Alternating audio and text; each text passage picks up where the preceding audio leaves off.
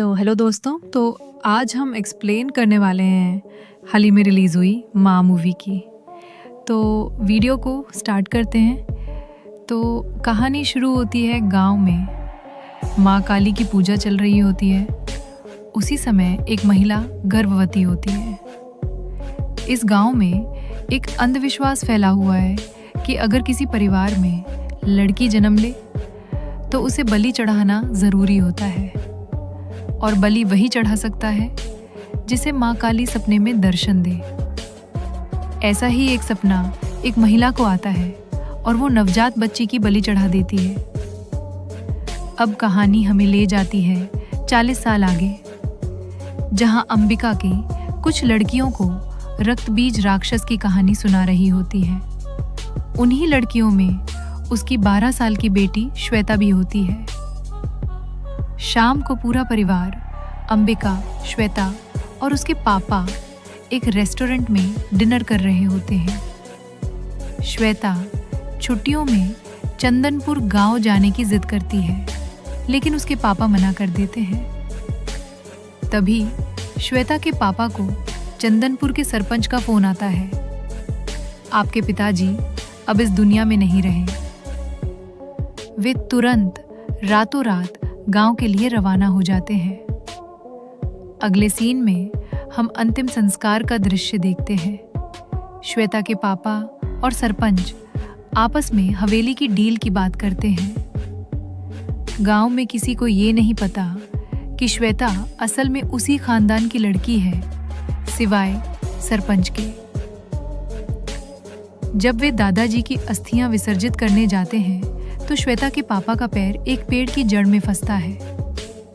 एक अजीब सा लकड़ी का टुकड़ा उनके पैर से चिपक जाता है। उधर अंबिका श्वेता की टैबलेट में पेड़ की एक ड्राइंग देखती है जो उसे विचलित कर देती है। वो ड्राइंग श्वेता के पापा को भेज देती है। श्वेता के पापा जब गांव से लौट रहे होते हैं तो उसी रहस्यमय जंगल से गुजरते समय अंबिका का वो मैसेज पढ़ते हैं, और जैसे ही वो पेड़ की तस्वीर देखते हैं पहचान जाते हैं कि ये वही चंदनपुर का शापित पेड़ है। वो डर से कांपते हैं और तभी उस पेड़ से एक भयानक राक्षस निकल कर आता है और उन्हें मार डालता है। अब हम 3 महीने बाद का समय देखते हैं। अंबिका और चंदनपुर के सरपंच का फोन आता है। हवेली की डील पर चर्चा करनी है, आपको गांव आना पड़ेगा। अंबिका निकलने वाली होती है। तभी श्वेता जिद करती है कि वो भी साथ आएगी। अंबिका मान जाती है। चंदनपुर की हवेली में नौकर का परिवार रहता है, जिसमें एक बेटी भी है। हवेली के अंदर माँ काली का एक मंदिर है जो 40 सालों से बंद है। इसे वही खोल सकता है जिसे माँ काली सपने में दर्शन दे। अंबिका श्वेता को चेतावनी देती है, बिना बताए कहीं मत जाना। श्वेता और नौकर की बेटी उस रहस्यमयी पेड़ के बारे में बात करती है।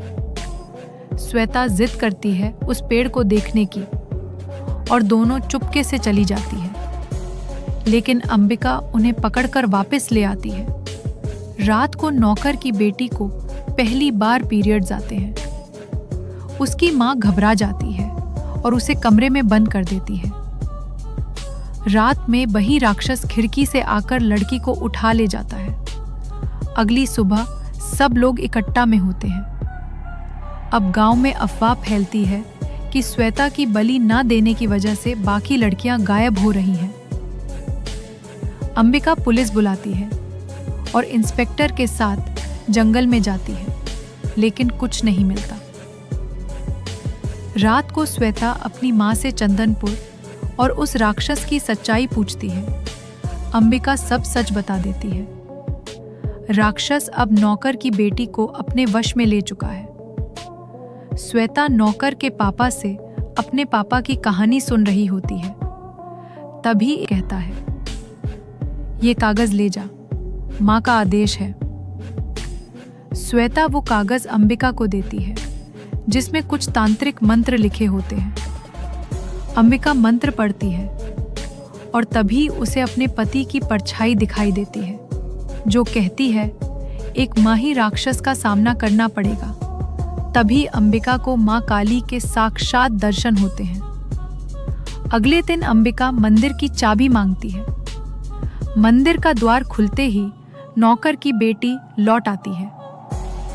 मंदिर खुलने की खबर सुनकर पूरा गांव वहां दर्शन के लिए दौड़ पड़ता है। अंबिका डॉक्टर से बात करती है।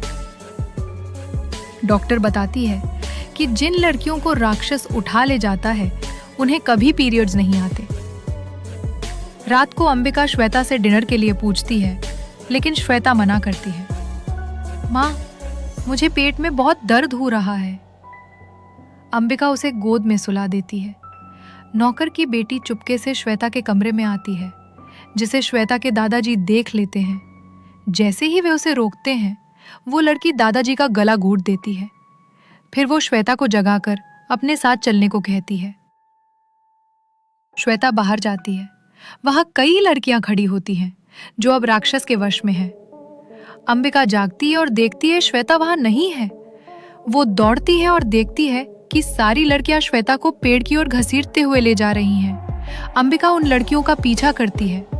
वहां उसे एक बूढ़ी औरत दिखती है। अंबिका संघर्ष करके श्वेता को छुड़ा लाती है और कहती है, हम यहाँ से भाग रहे हैं। तभी सरपंच आता है। अंबिका उस पर चिल्लाती है, तुम मेरी बेटी की बलि देना चाहते हो, चंदनपुर के श्राप को खत्म करने के लिए। श्वेता सामने आती है और कहती है, माँ, मुझे पीरियड्स आ चुके हैं। सरपंच ये सुन लेता है, पर अंबिका उसे धक्का देकर हवेली से बाहर निकाल देती है। माँ बेटी आधी रात को चुपचाप शहर के लिए निकलती हैं। रास्ते में श्वेता का पेट दर्द और बढ़ जाता है।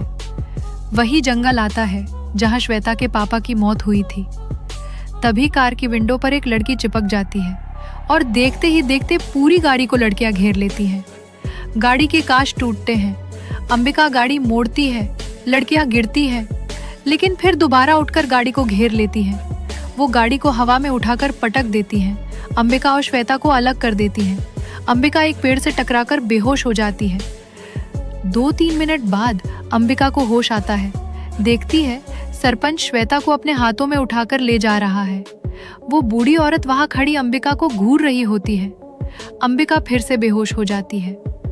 इधर पुलिस गांव वालों से पूछताछ करती है। इंस्पेक्टर को राक्षस वाली बात पर भरोसा नहीं होता। सरपंच की गायब मौजूदगी से इंस्पेक्टर को शक होता है। वो अपनी टीम के साथ जंगल जाता है और तलाशी शुरू करता है। अंबिका को होश आता है। वो जंगल में एक झोपड़ी में है। वो बूढ़ी औरत से श्वेता के बारे में पूछती है। औरत बताती है, श्वेता को राक्षस के पास ले जाया गया है। इंस्पेक्टर भी उसी जंगल में सरपंच को देखता है।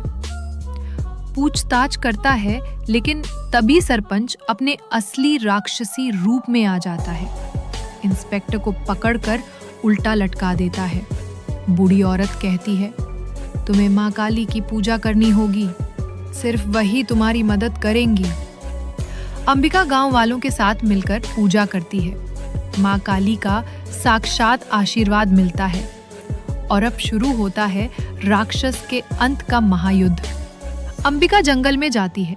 देखती है श्वेता पेड़ की जड़ों में फंसी है। राक्षस बाहर आता है। वो सभी लड़कियां अंबिका पर हमला करती हैं। अंबिका हर लड़की के माथे पर हाथ रखकर उन्हें मुक्त करती है। फिर अंबिका राक्षस से भिड़ती है, लेकिन वो बहुत शक्तिशाली होता है। वो अंबिका को उठाकर पटक देता है। उसकी हड्डियां तोड़ने लगता है। अंबिका तड़पती है और बेहोश हो जाती है। राक्षस श्वेता के पेट में अपना अंश डालने लगता है। फिर अंबिका उठती है। अब वो सिर्फ माँ नहीं, माँ काली बन चुकी होती है। उसकी आंखों में ज्वाला होती है। फिर शुरू होता है महासंग्राम। माँ काली बनाम राक्षस।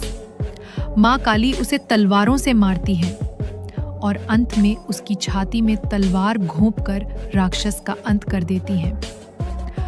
अंत में अंबिका सभी लड़कियों को सुरक्षित लेकर लौटती है। श्वेता उसकी गोद में होती है, लेकिन बूढ़ी औरत कहती है, श्वेता के पेट में अभी भी राक्षस का अंश है, उसकी भी बलि देनी होगी। अंबिका रोते हुए बलि देने ही वाली होती है, तभी सारी मरी हुई बच्चियों की आत्माएं प्रकट होती हैं। उनका बलिदान पूरा होता है। राक्षसी अंश भी नष्ट हो जाता है। श्वेता ठीक हो जाती है। माँ बेटी एक बार फिर एक हो जाती हैं। तो दोस्तों, ये थी माँ मूवी की पूरी कहानी। एक माँ के रौद्र रूप की, माँ काली के आशीर्वाद की और तंत्र के विनाश की। अगर ये वीडियो पसंद आया हो तो लाइक करें, कमेंट करें कि अगली मूवी कौन सी एक्सप्लेन करें और सब्सक्राइब करें आपके अपने चैनल SK मूवी एक्सप्लेन को। जय माता दी,